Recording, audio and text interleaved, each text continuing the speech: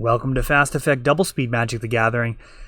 I don't even know what Pest Control is. We're going to find out together. Death and Taxes leading out with a Flagstones of Troy car. An interesting choice for the deck. Another non-basic in the form of Caracas. That one, of course, much more of a staple for the deck. And regardless of what Pest Control is, it's probably going to be much worse off with a Thalia on the board. Now, this may be something that actually creates a ton of pests by playing Chain of Smog. I don't know. We've got Force of Will stopping Thalia, and she's a bit of a pain when you also have Caracas to protect her, bouncing her back in response to any type of removal, also capable of dealing combat damage, and then bouncing after the first strike damage. That is occasionally relevant. Even just blocking and bouncing is a pain. And it looks like Rashadan Port adding into Luke's mana base and considering what he wants to do with it. And he's going to go with the Sanctum Prelate, probably on 1. And what is that, a Cling to Dust? Looks like Cling to Dust being played in response just to draw a card.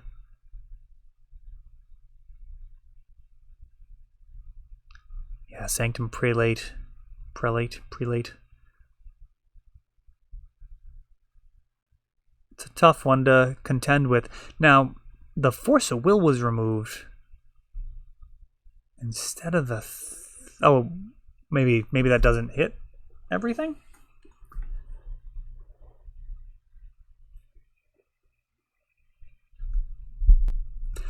Gurmag Angler is quite a bit bigger than Sanctum Prelate, but Stoneforge Mystic can shore up those numbers pretty fast, as Batterskull will largely nullify it and eventually obsolete it. That Batterskull can crack back, undoing most of the damage that Gurmag Angler would do. And then, of course, once you get to 5 mana, you can actually just toss it onto one of your bodies and just be straight up bigger than the Gurmag. Caleb does get the hit in for 5, but that will be potentially the last time. And I actually don't know about the attack. We'll see if Caleb actually has an answer. That may be the case. Tough to say. These blue mages can be tricky. During the end step, Batterskull is put into the battlefield. Germ attached. Caleb, no response to it. Another land gets to that dangerous 5 mana point. And we'll see if there's some type of reply. Drown in the Loch. Yeah, it's attacking with Stoneforge is super tough there. Oh, second main Flicker Wisp. Nice line Luke has found there. And this could actually be really bad with a 5th mana, depending on how risky Luke wants to be. If he throws this Batterskull onto a Flicker Wisp, that is a ton of life gain. It's like a assemble your own Gristlebrand. And it looks like Luke cashing in the Germ token for some life, and then using Flicker Wisp to get back the Batterskull yet again.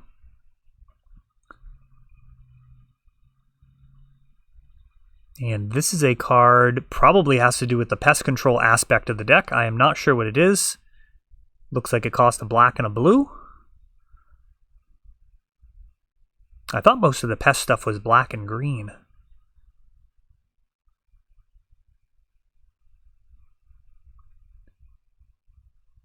But it is getting KO'd by that Skyclave apparition at the top of the screen, which cannot touch Gurmag Angler, thanks to that beefy casting cost. Sanctum Prelate getting taken out along with Flicker Wisp. And now Spirit of the Labyrinth comes down. And these new Mystical Archive cards throw me for a little bit of a loop. We got Brainstorm there. And Caleb probably not thrilled to be in hardcast Gurmag Angler territory. Generally don't want to be paying 7 mana for that card, but he has it available if he wants to make that play. Everything turning sideways, and he scoops it up as he is flooded out hard against Death and Taxes. Not always the worst thing. I mean, they can go after your mana base, but that really wasn't the issue. Just the single Gurmag Angler not going to be enough to take that down. So Luke picking up game number 1.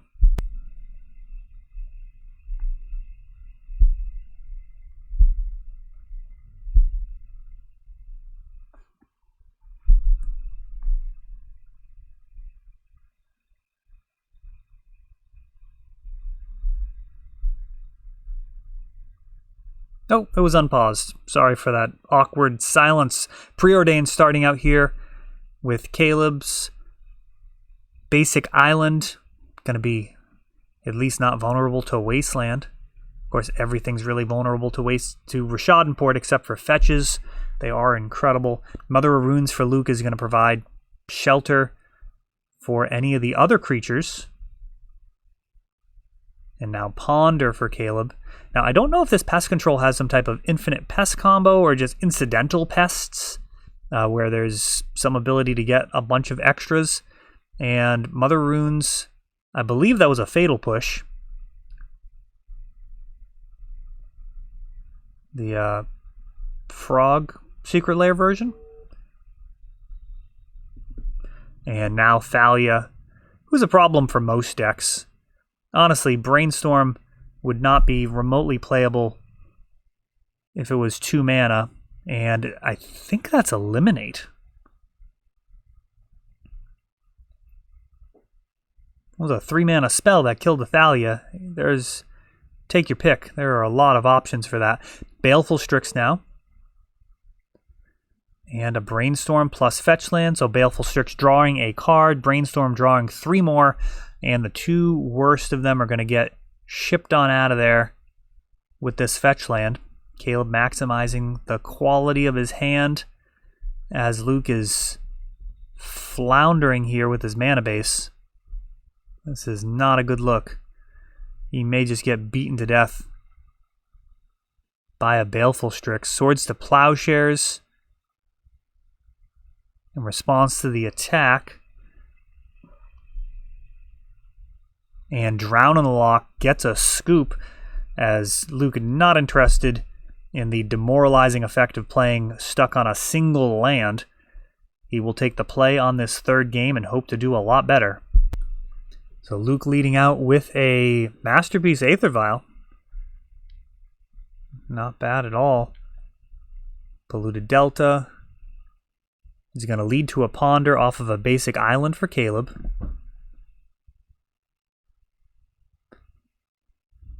Luke getting that die ready.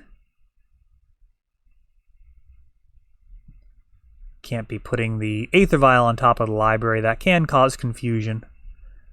I feel like Necropotence was the card that really popularized or created a reason to get a unified rule set there. People used to put Necro on top of their library to make sure they wouldn't draw a card.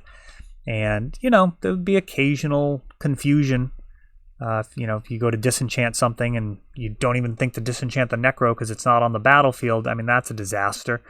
So, Aether Vial is going to stay on the battlefield. That die is going to signify, hey, go ahead and tick this thing up. So, end of turn, Mother of Runes, untap.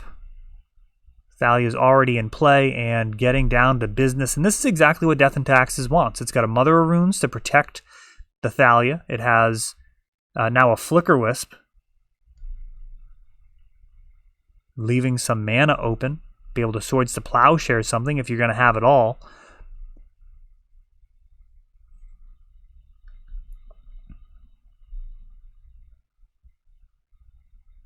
And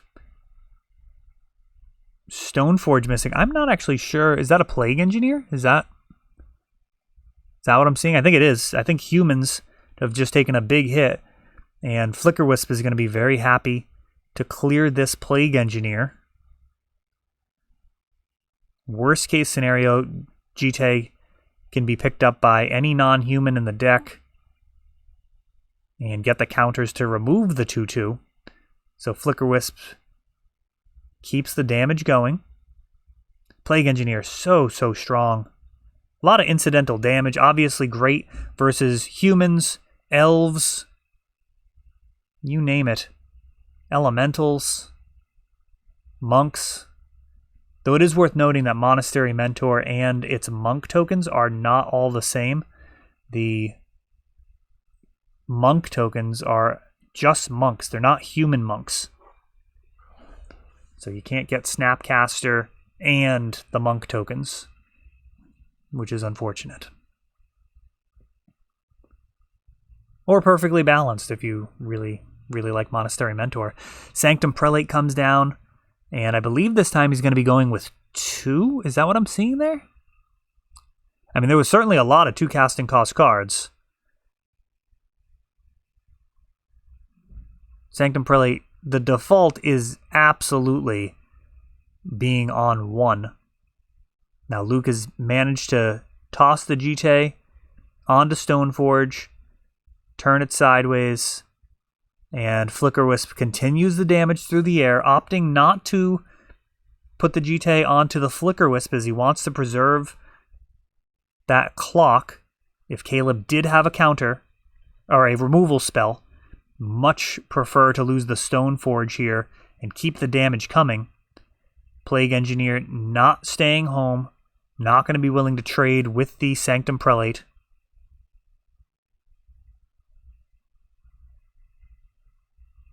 That might indicate that Caleb has another removal spell, because this could be really unfortunate otherwise.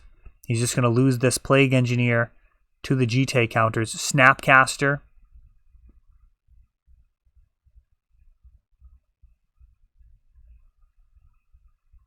Snapcaster, Fatal Push. I didn't see what went into the graveyard, though, to enable that.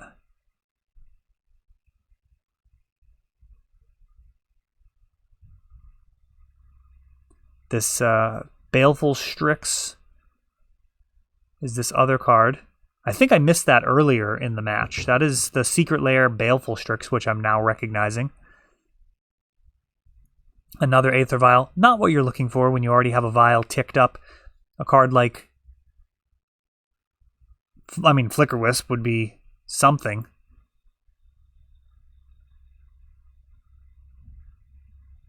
Likely humans arriving to the call with this Plague Engineer carrying its weight on the other side. 4 mana available. Bunch of basic lands, taunting this Wasteland on the other side of the board, which so often would be very, very good, but that is not the case here. Flicker Wisp coming in. And this can remove a creature from combat temporarily, which is not nothing.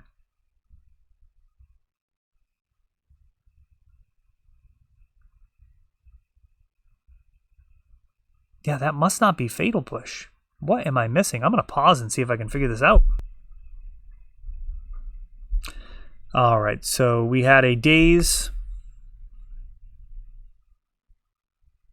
enabling that Fatal Push. So that's all correct. Spirit of the Labyrinth now picking up the Jite. Another non-human. Brazen Borrower.